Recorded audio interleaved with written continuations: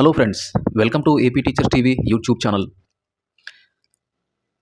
నేను ఈ వీడియోలో ఇంగ్లీష్ పదాలకి సరైన తెలుగు పదాలని తెలుసుకోవడం కోసం గూగుల్ ట్రాన్స్లేట్ వాడుతూ ఉంటారు ఎక్కువ మంది. ఆ గూగుల్ ట్రాన్స్లేట్ వాడడం మంచిదా కాదా, లేదా వేరే ఏదైనా మార్గం ఉందా అనేది మీకు ఇక్కడ చెప్తున్నాను. ఇది మీరు వినడానికి తెలిసిన విషయమే అనిపించవచ్చు, చాలా చిన్న విషయం అనిపించవచ్చు. కానీ ఈ వీడియో పూర్తిగా చూస్తే ఈ వీడియో టీచర్స్గా మనకి ఎంత ముఖ్యమో, ఎంత పెద్ద విషయం మీకు అర్థమవుతుంది. ఈ వీడియో పూర్తిగా చూడండి, మీకు చాలా ఉపయోగపడుతుంది తప్పనిసరిగా. మనం టీచర్స్గా ఇంగ్లీష్ పదాలకి సరైన తెలుగు పదం కోసం గూగుల్ ట్రాన్స్లేట్ వాడేస్తున్నాం. అయితే అక్కడే మనం చాలా పెద్ద తప్పు చేస్తున్నాం. ఎందుకు చెప్తానంటే, ఇది నా అనుభవమే కాకుండా నేను ఇంతకుముందు పనిచేసిన పాఠశాలలో ఒక అనుభవం ఏంటంటే, అక్కడ ఇంగ్లీష్ మాస్టరు అసెంబ్లీలో లర్న్ ఏ వర్డ్ చెప్తూ బొడ్డు అనే తెలుగు పదానికి ఇంగ్లీష్లో చెప్పాలి. ఆయన ఏం చెప్పాడంటే, బొడ్డు అనే పదానికి బెల్లి అని చెప్పాడు ఇంగ్లీష్ పదం. బెల్లి అంటే పొట్ట కదా. బొడ్డు అనే పదానికి సరైన ఇంగ్లీష్ పదం ఏమిటి? బెల్లి బటన్ కదా. ఏంటి మాస్టర్ ఇలా చెప్పారని అడిగాను. నా క్లోజ్గా ఉంటారా మాస్టరు అడిగితే, ఆయన ఫాస్ట్గా గూగుల్ ట్రాన్స్లేట్ ఓపెన్ చేసి బొడ్డు అనే దానికి బెల్లి అని ఉందండి, బెల్లి బటన్ కాదు, బెల్లి అని ఉంది కదా అని చూపించారు. బెల్లి కాదు కదా, బెల్లి బటన్ కదా అని చెప్పాను నేను. గూగుల్ ట్రాన్స్లేట్ అనే యాప్ వాడడం మంచిది కాదు అని చెప్పాను. ఇంకో మాస్టర్ని కూడా చూశాను నేను. ఇంకో ఇంగ్లీష్ మాస్టర్ కూడా ఈ ఇంగ్లీష్ పదాలకి తెలుగు పదం కోసం గూగుల్ ట్రాన్స్లేట్ వాడతాను. ఆయన కూడా గూగుల్ ట్రాన్స్లేట్ వాడడం చూశాను నేను. చాలా పొరపాట్లు, తప్పులు చెప్పడం కూడా నేను గమనించాను. మీరు ఈ పొరపాటు చేయకండి ఫ్రెండ్స్. ఎందుకు నేను మీకు ఇప్పుడు చూపిస్తాను. ఇక్కడ చూడండి, నేను గూగుల్ ట్రాన్స్లేట్ ఓపెన్ చేస్తున్నాను.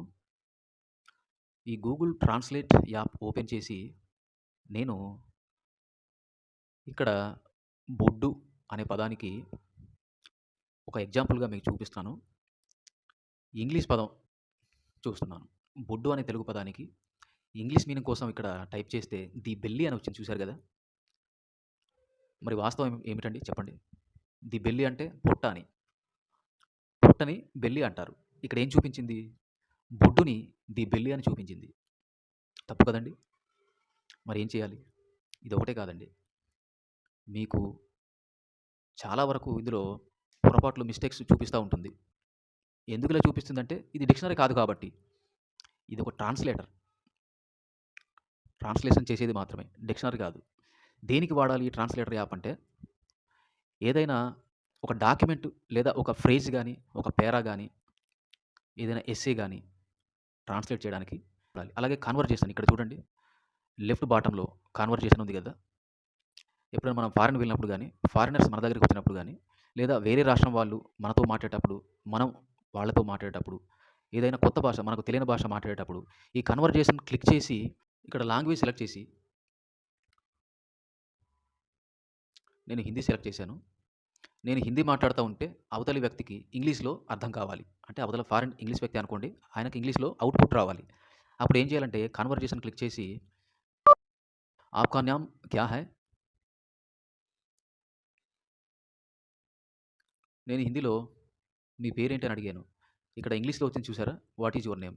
ఇక్కడ ఈ సెంటెన్స్ చివరిలో స్పీకర్ ఐకాన్ ఉంది కదా, ఈ స్పీకర్ మీద క్లిక్ చేస్తే What is your name? చూసారు కదా, ఈ విధంగా వాయిస్ కూడా వస్తుంది, వాళ్ళకి ఇంగ్లీష్లో వినిపిస్తుంది. ఈ విధంగా కాన్వర్జేషన్కి ఈ యాప్ బాగా యూజ్ అవుతుంది. తర్వాత కెమెరా ఓపెన్ చేసి కంటిన్యూ కొట్టి, కెమెరా ఓపెన్ చేసి ఏదైనా నేమ్ బోర్డ్ని కానీ, లేదా ఏదైనా డాక్యుమెంట్ కానీ, పేపర్ని కానీ స్కాన్ చేసామనుకోండి, అది ఏ లాంగ్వేజ్ అయినప్పటికీ మనకు కావాల్సిన లాంగ్వేజ్లో, అంటే మనం సెలెక్ట్ చేసుకున్న లాంగ్వేజ్లో కనిపిస్తూ ఉంటుంది అనమాట ఆటోమేటిక్గా. ఇది మెషిన్ లెర్నింగ్, ఆర్టిఫిషియల్ ఇంటెలిజెన్స్ ఉపయోగించుకొని, టెక్నాలజీస్ని ఉపయోగించుకొని మనకు కావాల్సిన భాషలో ట్రాన్స్లేట్ చేస్తూ ఉంటుందన్నమాట. ఏదైనా టెక్స్ట్ని ట్రాన్స్లేట్ చేయాలంటే ఈ విధంగా మనం కెమెరాని ఓపెన్ చేసుకొని, నేను ప్రైవసీ కారణంతో నేను కెమెరా ఓపెన్ చేయట్లేదు. మనం ఈ విధంగా కంటిన్యూ క్లిక్ చేసి కెమెరా ఓపెన్ చేసుకొని ఆ నేమ్ బోర్డ్ని కానీ, అంటే రోడ్డు మీద ఉన్న ఏదైనా షాప్ మీద నేమ్ కానీ, లేకపోతే వెహికల్ నేమ్ కానీ, వాట్ ఎవర్ ఇట్ మేబీ, లేదా ఏదైనా డాక్యుమెంట్ కానీ, పేపర్ కానీ, ఫోన్లో మెసేజ్ కానీ, ఏదైనా టెక్స్ట్ని మనం ట్రాన్స్లేట్ చేయాలంటే అది ఏ లాంగ్వేజ్లో ఉన్నా మనకు కావాల్సిన లాంగ్వేజ్లోకి ఆటోమేటిక్గా ట్రాన్స్లేట్ చేసేస్తుంది. సో మీరు ఏదైనా కాన్వర్జేషన్ కానీ, ఏదైనా ఫ్రేజ్ కానీ, ఎస్సే కానీ, టెక్స్ట్ని ట్రాన్స్లేట్ చేయడానికి, అంటే లాంగ్ టెక్స్ట్ ట్రాన్స్లేట్ చేయడానికి మాత్రమే ఈ యాప్ వాడండి. డిక్షనరీగా మాత్రం వాడొద్దు ఫ్రెండ్స్. ఎందుకంటే మనం పొరపాట్లు చేస్తాం, పిల్లలకి కూడా రాంగ్ ఇన్ఫర్మేషన్ వెళ్తుంది. అది చాలా ప్రమాదం. కాబట్టి ఎట్టి పరిస్థితుల్లో ఈ గూగుల్ ట్రాన్స్లేట్ని మాత్రం డిక్షనరీ లాగా మాత్రం వాడకండి. మరి తెలుగు పదాలకి ఇంగ్లీష్ పదాలు అర్థం తెలుసుకోవడానికి, ఇంగ్లీష్ పదాలకి తెలుగులో అర్థం తెలుసుకోవడానికి ఏం చేయాలి అంటే సింపుల్. గూగుల్లోకి వెళ్ళి జస్ట్ మీకు ఏ పదం కావాలో ఆ పదం టైప్ చేయండి. ఉదాహరణకి నేను ఇంగ్లీష్లో యార్డ్ అని టైప్ చేసి సెర్చ్ చేశాను.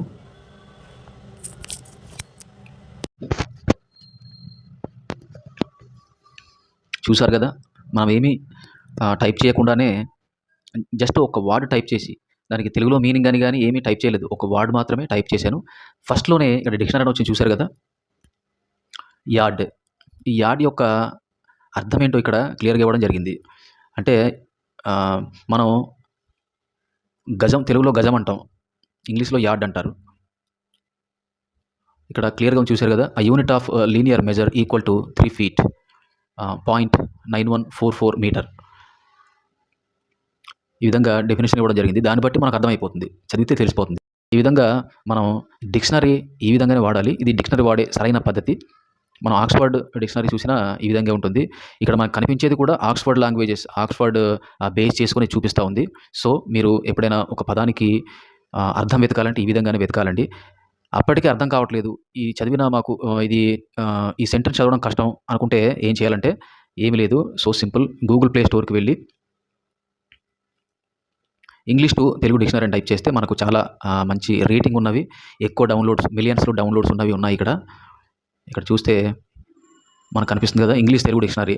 ఇది 1 million+ డౌన్లోడ్స్ ఉంది, 4.3 స్టార్ రేటింగ్ ఉంది. ఇది బాగుంటుంది. తర్వాత ఇక్కడ చూడండి, ఇక్కడ చూస్తే ఇంగ్లీష్ తెలుగు డిక్షనరీ గ్రీన్ కలర్లో ఉంది కదా, ఇది కూడా 1 million+ సబ్స్క్రైబర్స్, 10 లక్షలకు పైగా డౌన్లోడ్లు ఉన్నాయి, 4.6 రేటింగ్, చాలా బెస్ట్ రేటింగ్ ఉంది. సో ఇది బాగా పనిచేస్తుంది. ఇది డౌన్లోడ్ చేసుకొని ఇక్కడ ఏ పదం కావాలంటే ఆ పదం ఇక్కడ టైప్ చేస్తే దానికి తెలుగు అర్థం వచ్చేస్తుంది. ఇక్కడ చూడండి, సెర్చ్ బార్లో గుడ్ అని టైప్ చేస్తే కింద మంచి అని వచ్చింది, దాని అర్థం కూడా వచ్చింది. దానికి వ్యతిరేక పదాలు కూడా వచ్చాయి, యాంటోనిమ్స్, దాని డెఫినేషన్ వచ్చింది, ఎగ్జాంపుల్. అలాగే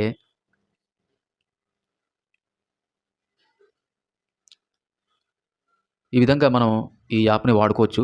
స్క్రీన్ షాట్ చూస్తే మీకు అర్థమవుతుంది, చాలా ఫీచర్స్ ఉన్నాయి ఇక్కడ.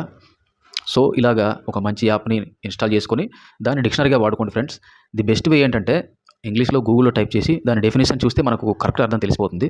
నేను ఇక్కడ గూగుల్లో ఇప్పుడు ఏం చేస్తానంటే బెల్లి అని టైప్ చేస్తాను చూడండి. సెర్చ్ కంప్లీట్ చేయకుండానే ఇక్కడ కింద కనిపిస్తుంది చూడండి, the front part of the human trunk below the ribs containing the stomach and bowels. దీన్ని బట్టి మనకు అర్థమైపోతుంది బెల్లి అంటే పొట్ట అని. ఇప్పుడు నేను తెలుగులో బొడ్డు అని టైప్ చేస్తాను. ఇది గూగుల్ అయితే ఈ విధంగా సమాధానం ఇస్తుంది చూడండి. ఇందాక గూగుల్ ట్రాన్స్లేట్ తప్పుగా సమాధానం ఇవ్వడం చూసాం. ఇప్పుడు గూగుల్ ఏ విధంగా సమాధానం ఇస్తుందో చూడండి. బొడ్డు అని టైప్ చేశాను, ఇక్కడ గూగుల్ ట్రాన్స్లేట్ చూపిస్తుంది, దీన్ని నమ్మకండి. బొడ్డు మీనింగ్ ఇన్ ఇంగ్లీష్ ఉంది కదా, ఇక్కడ క్లిక్ చేయండి. ఫస్ట్ ఇక్కడ ట్రాన్స్లేట్ వస్తుంది, ఇది తీసుకోవద్దు. ఇలా కిందకు వెళ్తే ఇక్కడ చూడండి, శబ్దకోశ్ డిక్షనరీ, ఇది ఆన్లైన్ డిక్షనరీ అండి. ఇదే ప్లే స్టోర్లో కూడా ఉంది. ప్లే స్టోర్లో కూడా ఈ శబ్దకోశ్ డిక్షనరీ ఉంది. ఈ యాప్ వాడండి, బాగుంటుంది ఇది కూడా. ఇక్కడ చూస్తే వాట్ ఈస్ బొడ్డు meaning in English, the word or phrase బొడ్డు refers to a scar where the umbilical cord was attached or the centre point or middle point. ఇది నేను ఇంకా క్లిక్ చేయలేదు. ఈ విధంగా మనకి అర్థం వస్తుంది. లేదంటే ఇక్కడ చూస్తే చూడండి, గ్లాస్ బి, ఈ వెబ్సైట్లో క్లియర్గా ఉంది చూడండి. ట్రాన్స్లేషన్ ఆఫ్ బొడ్డు into English, navel, umbilicus, belly button. ఈ విధంగా ఇంగ్లీష్లో పదాలు ఉన్నాయి. ఎక్కువగా బొడ్డు అనే దానికి బెల్లీ బటన్ అని వాడుతూ ఉంటాం ఇండియాలో. దీనికి నావెల్ అని, అంబ్లికస్ అని వేరే పదాలు కూడా ఉన్నాయి, పర్యాయ పదాలు కూడా. సో మీరు ఈ విధంగా శబ్దకోశ్ డిక్షనరీ లేదా ప్లే స్టోర్లో మంచి రేటింగ్ ఉన్న డిక్షనరీ కానీ, లేదా ఇక్కడ చూడండి గ్లాస్ బి ఉంది కదా, ఈ వెబ్సైట్ యూజ్ చేయండి. సరైన ఖచ్చితమైన అర్థాలు మనకు వస్తాయి. మనం టీచింగ్ ఫీల్డ్లో ఉన్నాము అంటే ఇన్ఫర్మేషన్ని లేదా నాలెడ్జ్ని షేర్ చేసి షేర్ చేసేటటువంటి స్థానంలో మనం ఉన్నాం కాబట్టి చాలా కేర్ఫుల్గా మనం నేర్చుకోవాలి. అలాగే కేర్ఫుల్గా చెప్పాలి. సో, నేను మనందరి కోసం వీడియో చేశాను ఫ్రెండ్స్. ఈ వీడియో నచ్చితే లైక్ చేయండి. మీరు ఇచ్చే లైక్‌లే మాకు ప్రోత్సాహకరం. మున్ముందు మంచి మంచి వీడియోలు చేయడానికి, మంచి మంచి ఉపయోగపడే వీడియోలు చేయడానికి మాకు అవకాశం ఉంటుంది. గూగుల్ మాకు ప్రోత్సాహం ఇస్తుంది. లైక్స్ ఎక్కువగా వస్తేనే మాకు గూగుల్ రికమెండ్ చేస్తుంది, ప్రోత్సాహం ఇస్తుంది. సో, తప్పకుండా ఈ వీడియో నచ్చితే గనుక, మీకు ఉపయోగకరమైందని అనుకుంటే గనుక లైక్ చేయండి. అలాగే మీ గ్రూప్స్‌లో షేర్ చేయండి. ఇలాంటి మరిన్ని ఉపయోగకరమైన వీడియోల కోసం మన ఏపీ టీచర్స్ టీవీ యూట్యూబ్ ఛానల్‌కి ఇప్పుడే సబ్స్క్రైబ్ చేసుకోండి. Thanks for watching.